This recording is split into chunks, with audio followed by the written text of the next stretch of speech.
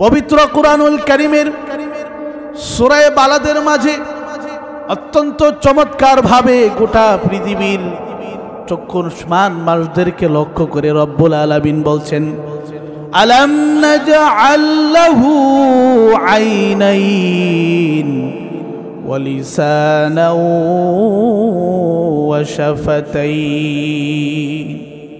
আল্লাহ রাব্বুল আলামিন বললেন, হে চক্ষুষ্মান মানুষেরা, আমি আল্লাহ তোমাদেরকে দুটা চক্ষু দান করেছি, যেই চোখের মাধ্যমে আমার খুঁটিবিহীন আকাশ তুমি দেখতে পাও, পাহাড় পর্বত সাগর মহাসাগর নদ নদী খাল বিল চাকচিক্যময় পৃথিবীর সৌন্দর্য তুমি দেখতে পাও।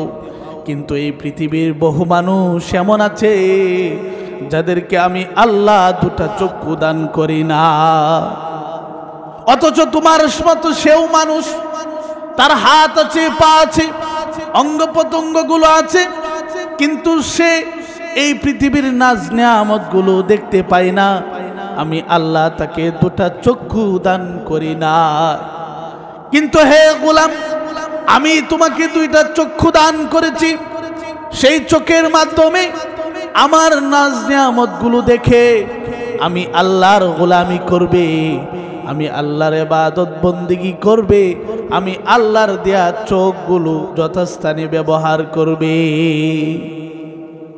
এই চোখ দিয়ে যখন তোমরা খেয়ানত করো, অপাত্রে দৃষ্টি দাও, পরনারীর দিকে তাকাও, খারাপ কোনো ভিডিও তোমরা দেখো, সাথে সাথে আল্লাহ রাব্বুল আলামিন এই সব কিছু তিনি রেকর্ড করে রাখছেন, সংরক্ষণ করে রাখছেন। আল্লাহ রাব্বুল আলামিন বলছেন, ইয়ালামু খাইনাতাল আয়ুনি ওয়া মা তুখফিস সুদূর।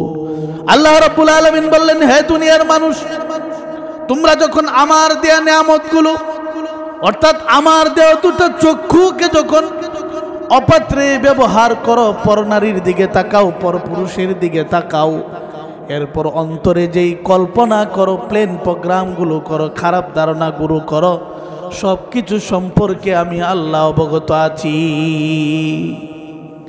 শুধু তাই নয়, আল্লাহ রাব্বুল আলামিন বলছেন, ইন্নাল্লাহা আলিমুম বিযাতিস সুদূর। হে দুনিয়ার মানুষ, তোমরা অন্তরে যেই কল্পনা করো, যেটা কারোর সাথে তুমি প্রকাশ করো নাই, শুধু অন্তরে প্ল্যান প্রোগ্রামগুলো করছো, কারোর সাথে প্রকাশ করো নাই, সেই অন্তরের কল্পনা জল্পনাগুলো আমি আল্লাহ সম্যক অবগত আছি। তোমার কোনো কিছুই আমার দৃষ্টি, আমার ক্ষমতার বাহিরে নেই। তাহলে বলছিলাম যে আমার সকল অঙ্গ প্রত্যঙ্গগুলো আমার। এই কান আল্লাহ তাআলা আমাদেরকে নিয়ামত হিসাবে দিয়েছেন, আবার আমাদের কাছে আমানত রেখেছেন। এই জবান আল্লাহ তাআলা আমাদের কাছে আমানত রেখেছেন, নিয়ামত হিসাবে দিয়েছেন, আমরা ব্যবহার করব, আবার সাথে সাথে আল্লাহর পক্ষ থেকে দেয়া আমানত। আল্লাহ রাব্বুল আলামিন বলেছেন, ওয়ালিসানাও ওয়া শাফাতাইন। হে দুনিয়ার মানুষ, আমি তোমাদেরকে জবান দান করেছি, যে জবানের মাধ্যমে তোমরা কথা বলো। কিন্তু তোমার সাথে বহু মানুষ এমন আছে যাদেরকে আমি আল্লাহ মুখ দিয়েছি, জিহ্বাও দিয়েছি, কিন্তু কথা বলার যোগ্যতা আমি আল্লাহ দান করি না। অথচ তোমার সাথেই মানুষটা চলছে, সেও চলছে, তুমিও চলছো, সেও একই খাবার গ্রহণ করছে, তুমি একই খাবার গ্রহণ করছো, সে একই বাজার থেকে বাজার করছে, তুমি একই বাজার থেকে বাজার করছো, কিন্তু তারও জিহ্বা আছে, কিন্তু বাক শক্তি, কথা বলার যোগ্যতা আমি আল্লাহ সবাইকে দান করি না। আমি যেহেতু তোমাদেরকে কথা বলার যোগ্যতা দান করেছি, এটা নিয়ামত হিসাবে দান করেছি, এবং আমি আল্লাহ তোমার কাছে আমানত রেখেছি। এমন একদিন আসবে যেই দিন তোমার জবান দিয়ে তুমি কথা বলতে পারবে না, তোমার হাত তুমি নাড়াচড়া করতে পারবে না, পা দিয়ে হাঁটতে পারবে না, সব কিছু নিজের জায়গায় থেমে যাবে, তোমার জবানকে বন্ধ করে দেওয়া হবে। সেই দিন তোমার অঙ্গ প্রত্যঙ্গগুলো তোমার বিরুদ্ধে সাক্ষ্য দিবে। এমন এক সময় আসবে তুমি কথা বলার চেষ্টা করবে, শত আফসোস করবে, পরিতাপ করবে। একবার যদি সুবহানাল্লাহ বলতে, একবার যদি আলহামদুলিল্লাহ বলতে পারতে, একবার যদি আল্লাহু আকবার বলতে পারতে, আফসোস করবে, আফসোস করবে। কিন্তু আল্লাহ রাব্বুল আলামিন ফেরেশতাদেরকে ঘোষণা করে দিবেন, তার মুখের মাঝে তালা লাগিয়ে দাও। সেই দিন তুমি কথা বলতে পারবে না। আল্লাহ রাব্বুল আলামিন বলছেন, আল ইয়াউমা নাখতিমু আলা আফওয়াহিহিম ওয়া তুকাল্লিমুনা আইদিহিম ওয়া তাশহাদু আরজুলুহুম বিমা কানু ইয়াকসিবুন। সেই দিন আল্লাহর দরবারে মানুষের হাতগুলো কথা বলবে, মানুষের পাগুলো কথা বলবে, মানুষের সকল অঙ্গ প্রত্যঙ্গগুলো কথা বলবে। সেই দিন ওই মানুষটা বলবে, ওয়াকালু লিজুলুদিহিম লিমা শাহিদতুম আলাইনা ক্বালু আনতাকানাল্লাহুল্লাযী আনতাকা কুল্লা শাই। ওই দিন ওই মানুষটা তার অঙ্গ প্রত্যঙ্গকে লক্ষ্য করে বলবে, শীতের মৌসুমে আমি তোমাকে কত সুন্দর যত্ন করে রেখেছিলাম, কিন্তু আজকে তুমি হাত কেন আমার বিরুদ্ধে সাক্ষ্য দিচ্ছ, কেন আমার বিপক্ষে তুমি দাঁড়িয়েছ? সেই দিন হাত বলবে, আল্লাহ রাব্বুল আলামিন আমার জবান আজকে খুলে দিয়েছেন, এই জন্য আমি কথা বলছি। এই জন্য মুহতারাম হাজিরিন, আমি বুঝাতে চেয়েছি যে আল্লাহ তাআলার পক্ষ থেকে দেয়া যে নিয়ামতগুলো আছে, চোখ, কান, জবান, হাত, পা, অঙ্গ প্রত্যঙ্গগুলো, এগুলো আল্লাহ তাআলা আমাকে আপনাকে ব্যবহারের জন্য দিয়েছেন আমানত হিসাবে। আল্লাহর হাবিব বিশ্বনবী মুহাম্মদুর রাসূলুল্লাহ সাল্লাল্লাহু আলাইহি ওয়াসাল্লাম বললেন, মা বাইনা লাহইহি ওয়া মা বাইনা রিজলাইহি আযমানতু লাহুল জান্নাহ। হে আমার উম্মতেরা,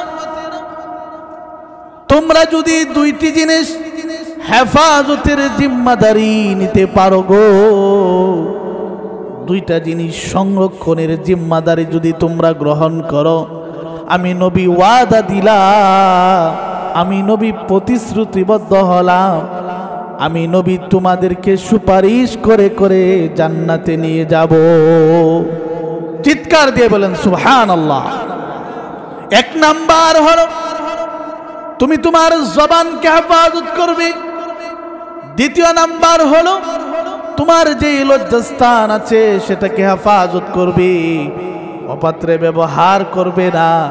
যারা এই দুইটা আমানতের যথাস্থানে ব্যবহার করবে, অপাত্রে ব্যবহার করবে না, আল্লাহ রাব্বুল আলামিন তার হাবিবের মাধ্যমে জানিয়েছেন, তার হাবিব ওই সমস্ত মানুষদেরকে সুপারিশ করে করে জান্নাতে নিয়ে যাবে। আল্লাহর হাবিব বিশ্বনবী মুহাম্মদুর রাসূলুল্লাহ সাল্লাল্লাহু আলাইহি ওয়াসাল্লাম সাহাবায়ে কেরামকে লক্ষ্য করে বললেন, ও আমার সাহাবারা, আমি কি তোমাদেরকে সবচেয়ে গুরুত্বপূর্ণ ইবাদত সম্পর্কে সংবাদ দিব না? সাহাবায়ে কেরাম বললেন, ইয়া রাসূলুল্লাহ, ইয়া হাবিবাল্লাহ, অবশ্যই অবশ্যই গুরুত্বপূর্ণ ইবাদত সম্পর্কে আপনি আমাদেরকে সংবাদ দিন। আল্লাহর হাবিব বিশ্বনবী মুহাম্মদুর রাসূলুল্লাহ সাল্লাল্লাহু আলাইহি ওয়াসাল্লাম সেই সময় তিনি তার জিহ্বাটাকে ডান হাত দিয়ে ধরে বললেন, ও আমার সাহাবারা শোনো, এই জবানের হেফাজত করো, তাহলে এটা হবে তোমার জন্য শ্রেষ্ঠ ইবাদত। আজকে আমরা এই জবান দ্বারা কত মিথ্যা কথা বলি, গীবত শিকায়াত করি, মিথ্যা সাক্ষ্য দেই, এই বকাবাজি করি, মানুষকে কটু কথা বলি, অপরের দুঃখে দুঃখিত না হয়ে আমরা আনন্দ প্রকাশ করি। এই সব সম্পর্কে অবগত আছেন যিনি, তিনি কে? আওয়াজ করে বলেন, তিনি কে? আল্লাহ রাব্বুল আলামিন বললেন, মা ইয়ালফিযু মিন কওলিন ইল্লা লাদাইহি রাকীবুন আতীদ। হে আমার বান্দা বান্দিরা, তোমরা আমার দেয়া নিয়ামত, তোমার কাছে আমানত, এই জবান দিয়ে যে কথাগুলো বলো, ভালো কথাগুলো আমার ফেরেশতা সংরক্ষণ করে, আবার খারাপ কথাগুলো আমার ফেরেশতা সংরক্ষণ করে রাখছে। তোমার সম্মুখে একদিন এই সব কিছু আল্লাহ তাআলা পেশ করে দিবেন, সব কিছু একদিন তোমার সম্মুখে চলে আসবে। এই জন্য মুহতারাম হাজিরিন, বলছিলাম যে আমার 3.5 হাত বডি আল্লাহর পক্ষ থেকে দেয়া আমার কাছে আমানত, সাথে সাথে আমাকে যে আল্লাহ তাআলা একটা জীবন দিয়েছেন, একটা হায়াত দান করেছেন 50, 60, 70, 100 বছরের, এটাও আল্লাহর পক্ষ থেকে দেয়া আমানত। আমার আপনার হায়াত সেটা দিন দিন কমছে, বৃদ্ধি পাচ্ছে না। আমরা ভাবতেছি হয়তো আমরা অনেক বড় হচ্ছি, আসলে না, আমরা ছোট হচ্ছি, আমাদের হায়াত কমতেছে। দিন দিন আমরা কবরের দিকে অগ্রসর হচ্ছি, আর পিছনে আছে মালাকুল মাউত দাঁড়িয়ে আছে। একজন মানুষের হায়াত, সে যদি সেই হায়াতকে মূল্যায়ন করে বা না করে, তারপরেও তার হায়াত কমতেছে কমতেছে, চলমান, চলবেই। মানুষের জীবনের যে হায়াত আছে, সময় আছে, এটা নদীর স্রোতের মতো চলমান, চলতেছে, চলতেই থাকবে। আমি সেই সময়কে মূল্যায়ন করি বা না করি, সেই জীবনকে মূল্যায়ন করি বা না করি, কিন্তু সেই সময় আপন গতিতে চলতে আছে। কিয়ামতের কঠিন ময়দানে আল্লাহ রাব্বুল আলামিন মানুষদেরকে তাদের হায়াত, জীবন, যৌবন, এই সব কিছু সম্পর্কে আল্লাহ তাআলা জিজ্ঞাসা করবেন। এই জন্য আল্লাহর হাবিব তার উম্মতকে আগে থেকে সতর্ক করেছেন, আর উম্মতেরা তোমরা সতর্ক হও, জাগ্রত হও। অপর হাদিসের মধ্যে আল্লাহর হাবিব বলছেন, লা তাজুলু কদামা আবদিন ইয়াউমাল কিয়ামাতি হাত্তা ইউসআলা আন উমরিহি ফীমা আফনাহু ওয়া আন ইলমিহি ফীমা ফাআলা বিহি ওয়া আন জিসমিহি ফীমা আবলাহু ওয়া আন মালিহি মিন আইনা ইকতাসাবাহু ওয়া ফীমা আনফাকাহু। আল্লাহর হাবিব বিশ্বনবী মুহাম্মদুর রাসূলুল্লাহ সাল্লাল্লাহু আলাইহি ওয়াসাল্লাম বললেন, হে আমার উম্মতেরা, কাল কিয়ামতের কঠিন ময়দানে একটা মানুষ 5টি প্রশ্নের উত্তর প্রদান করার আগ পর্যন্ত নিজের জায়গা থেকে এক চুল পরিমাণ এদিক সেদিক নড়াচড়া করতে পারবে না।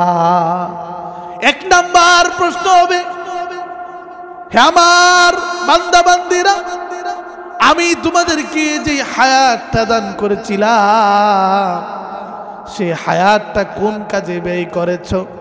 সেটা 1 নাম্বার প্রশ্নের উত্তর আমাদেরকে দিতে হবে। 2 নাম্বার আল্লাহর পক্ষ থেকে জিজ্ঞাসা করা হবে, ওয়ান ইলমিহি ফীমা ফাআলা বিহি। আমার বান্দা বান্দিরা, আমি তোমাদেরকে জ্ঞান দিয়েছিলাম, বিবেক দিয়েছিলাম।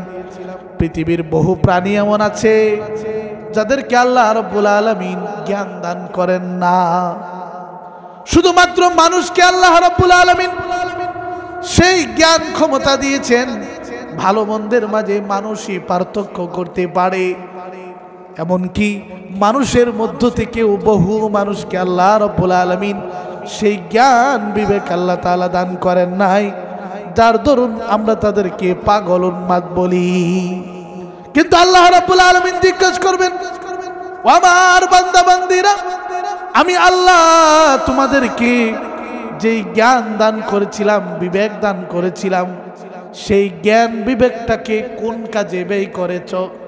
আমি আল্লাহকে পাওয়ার কাজে, আমার নবীদের আদর্শকে পাওয়ার কাজে, আমার নবীদের সুন্নাহ ভালোবাসাকে পাওয়ার কাজে, নাকি অন্য কোন কাজে? সেটা আমাকে উত্তর দিয়ে তারপর তোমার স্থান ত্যাগ করতে হবে।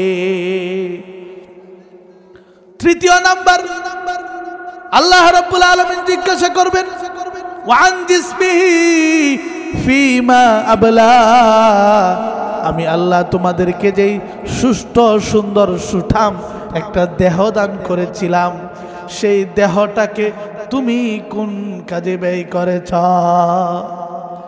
পৃথিবীতে আল্লাহ রাব্বুল আলামিন হয়তো মানুষকে সুস্থ রেখেছেন, নয়তো অসুস্থ, দুইটা অবস্থার কোনো একটা অবস্থার মধ্যেই, কিন্তু অধিকাংশ মানুষকে আল্লাহ রাব্বুল আলামিন সব সময় সুস্থতার মধ্যেই রেখেছেন। জন্য আল্লাহ তাআলা জিজ্ঞাসা করবেন, হে আমার গোলাম, পৃথিবীর বহু মানুষ এমন আছে যারা হাসপাতালের বেডে শুয়ে দিনের পর দিন, মাসের পর মাস, বছরের পর বছর ছটফট করছে, নিজের বিছানায় শুয়ে ছটফট করছে, তাদের ইবাদত বন্দেগী করার সুযোগ হয় না। আমি আল্লাহ তোমাদেরকে যে সুস্থতা দিয়েছিলাম, সুঠাম একটা দেহ দিয়েছিলাম, ওই দেহটা কোন কাজে ব্যয় করেছ? আজকে তার উত্তর প্রদান করে তারপর এখান থেকে যেতে হবে। চতুর্থ নাম্বার, আল্লাহ রাব্বুল আলামিন জিজ্ঞাসা করবেন, হে আমার বান্দা বান্দীরা, আমি আল্লাহ তোমাদেরকে যে যৌবন দান করেছিলাম, সেই যৌবনটাকে কোন কাজে ব্যয় করেছিলে, কোন স্থানে ব্যয় করেছিলে? তার হিসাব আমি আল্লাহর দরবারে দিয়ে তারপর তোমার স্থান ত্যাগ করতে হবে। এরপর পঞ্চম নাম্বার প্রশ্ন হবে, মিন আইনা ইকতাসাবাহু ওয়া ফীমা আনফাকাহু।